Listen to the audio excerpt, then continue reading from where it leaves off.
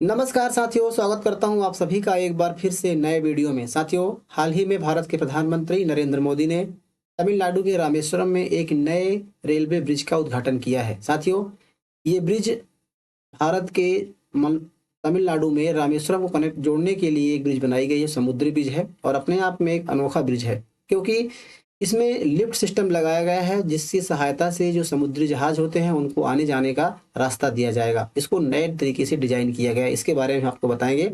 साथ ही आपको बता दें कि इससे पहले जो ब्रिज कार्य कर रहा था वो ब्रिज की इतिहास के बारे में भी बताएंगे, और साथ ही आपको बता दें कि जो भारत की पौराणिक कथाओं से जुड़ी हुई कथा है कि भगवान राम जब लंका पर जा रहे थे तो उनकी सेना ने इसी रास्ते पर राम सेतु का निर्माण किया था। तो इस प्रकार से अभी एक नए ब्रिज का निर्माण हुआ है, इसके बारे में आप बता दें। तो ये जो ब्रिज है आप स्क्रीन पर देख रहे हैं, ये भारत के पहले वर्टिकल लिफ्ट समुद्री पुल का उद्घाटन हो रहा है, क्योंकि ये जो ब्रिज है 2 किलोमीटर से ज़्यादा का लंबा ब्रिज है। इसी ब्रिज के बीच में एक लिफ्ट सिस्टम लगाया गया है, क्योंकि लिफ्ट सिस्टम इसलिए ज़रूरी है क्योंकि जो समुद्री जहाज होते हैं उनको आने जाने का रास्ता इसके सहायता से दिया जाता है।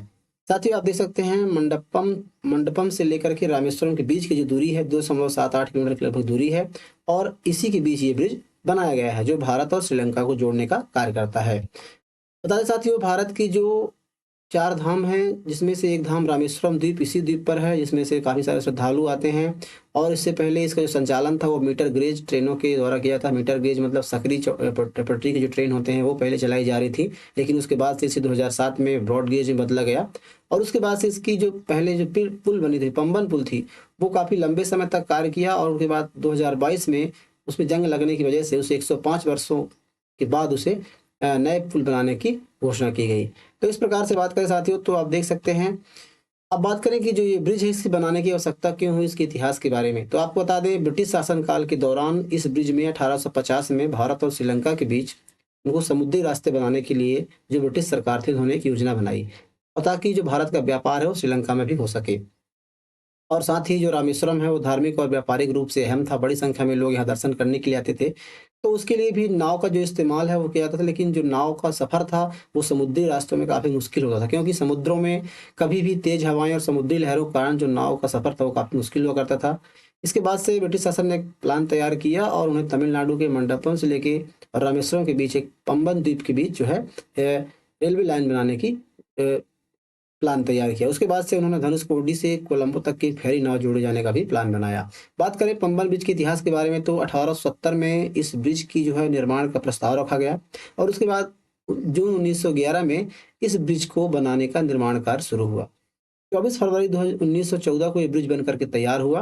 और आपको बता दें कि मंडपम से लेकर रामेश्वरम के बीच 1988 तक जो था एकमात्र साधन था, मतलब रामेश्वरम तक जाने का एकमात्र साधन था जो इस ब्रिज की जो रेलवे की सहायता से आप जा सकते थे। उसके बाद से हालांकि 1988 में भारत सरकार ने एक सड़क पुल भी वहाँ पर बनाया, और उसके बाद से जो राष्ट्रीय राजमार्ग क्रमांक 87 जो है वहाँ तक जाती है। आपको बता दें कि इसके बाद से 2007, उससे पहले जो था तो नैरो गेज में था, उस मीटर गेज में था। उसके बाद से उसे 2007 में जो तत्कालीन राष्ट्रपति थे अटल बिहारी वाजपेयी, माफ़ कीजिए, एपीजे अब्दुल कलाम, उनकी सहायता, उनकी जो इनोवेशंस, उनके मार्गदर्शन से उसको रिनोवेट किया गया, और 2007 में उसे मीटर गेज में बदला गया। 2013 में भारतीय रेलवे ने इसे यूनेस्को की वर्ल्ड हेरिटेज में सूची में शामिल करने के लिए भी नामांकित किया था।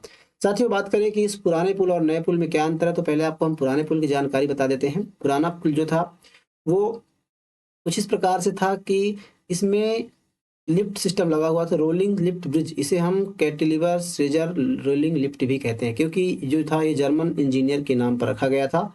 और इसको कुछ इस प्रकार डिजाइन किया गया था कि जो इसमें रेजर जो लिफ्ट सिस्टम लगाया गया तो उनको उठाने पर बीच से 2 हिस्सों में डिवाइड हो जाता था, स्क्रीन पर देख सकते हैं। और उसके बीच से जो है समुद्री जहाज गुजरते थे। तो ये जो तरीका है, ये आपको बता दें कि पंबन ब्रिज जो आइडिया है, ये ब्रिटिश सरकार के समय जो लंदन में टेम्स नदी पर एक टावर ब्रिज बनाया गया, उसी के तर्ज पर इसको बनाया गया था। टावर ब्रिज का जो उद्घाटन है वो 1895 में किया गया था, उसी के तर्ज पर जो है ये पंबन ब्रिज का निर्माण किया गया था। साथियों, ये काफ़ी सक्सेसफुल रहा है और लगभग 105 सालों तक इन्होंने सेवाएं दी है। उसके बाद से ये कई प्रकार की समुद्री घटनाओं या फिर चक्रवात की घटनाओं से ग्रसित हुआ। उसके बाद से 23 दिसंबर 1964 को एक बहुत ज़्यादा मात्रा का चक्रवात 240 किलोमीटर प्रति घंटा से चक्रवात आई और उसके बाद से ब्रिज को बुरी तरह से नुकसान पहुंचाया। इसमें एक ट्रेन भी पलट गई थी और उसमें 150 लोगों की मौत भी हो गई थी। उसके बाद से इसको रिनोवेट किया गया और उसके बाद से फिर से इसको चालू किया गया। और साथ ही इसके साथ-साथ मरम्मत का कार्य भी होता रहा समय-समय पर, लेकिन 2013 में एक दुर्घटना फिर से हुई और उसके बाद से इसका पुनरुत्थान करने के लिए 25 करोड़ की निवेश करने की योजना बनाई गई। उसके बाद से 2018 में पुलों में दरारें आने लगी, जिससे रेल जो यातायात था प्रभावित हो गया। दिसंबर 2022 में पुराने पुल पर रेल लाइन को स्थायी रूप से बंद कर दिया गया। मतलब 2022 से जो है पूरी तरह से बंद कर दिया गया। अब बात करें कि नया पंबन ब्रिज जो किस प्रकार से बनाया गया है, तो उसके लिए साथियों 2019 में मोदी जी ने इसकी उद्घाटन की थी, इसकी मतलब जो है नींव रखी थी। उसके बाद से 2020 में कार्य शुरू होना था, लेकिन 2021 में कार्य शुरू 2024 में 2021 में कार्य शुरू हुआ और 2024 में बनकर ये तैयार हुआ। जो ये बनाया गया है जिसमें लगभग 535 करोड़ रुपए की लागत आई है और जो पहले ट्रेन इसमें 10 किलोमीटर प्रति घंटा से चलती थी, लेकिन अब इसमें ट्रेन जो है 75 किलोमीटर प्रति घंटे की रफ्तार से दौड़ सकेगी। तो इसकी जो स्ट्रक्चर कुछ इस प्रकार से बनाई गई है कि इसको 2 कॉलमों जो जो इसलिए अनोखा पुल है क्योंकि इसके बीच में जो लिफ्ट सिस्टम लगाया गया है, वो पुराने ब्रिज के मुकाबले काफ़ी नए डिज़ाइन में और आधुनिक तकनीकों का उपयोग करके बनाया गया है। इसको 2 कॉलमों की सहायता से 2 पिलरों की सहायता से खड़ा किया गया है और लिफ्ट में लगाया गया है।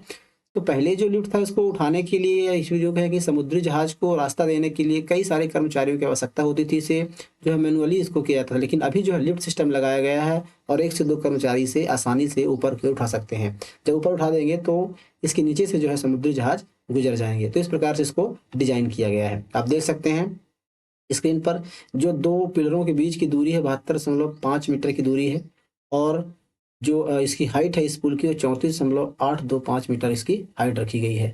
तो काफ़ी बड़ी और काफ़ी आधुनिक टेक्नोलॉजी से निर्मित इस ब्रिज को बनाई गई है जो काफ़ी अच्छी है और काफ़ी मजबूत भी है। ऐसा कहा जा रहा है कि काफ़ी लंबे समय तक इसकी सर्विस होने वाली है।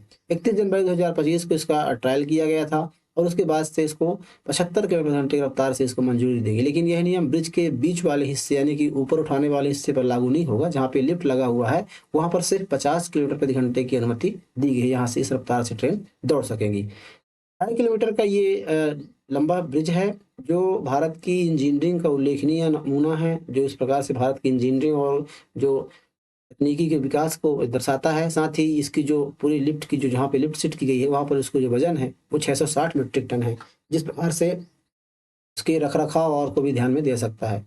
आपको बता दें इसकी बात की जा रही है 58 साल तक ये जो है चलेगा और इसकी जो रखरखाव की जाती है तो 38 साल तक और न्यूनतम रखरखाव के साथ ही 58 साल तक सुरक्षित रह सकती है।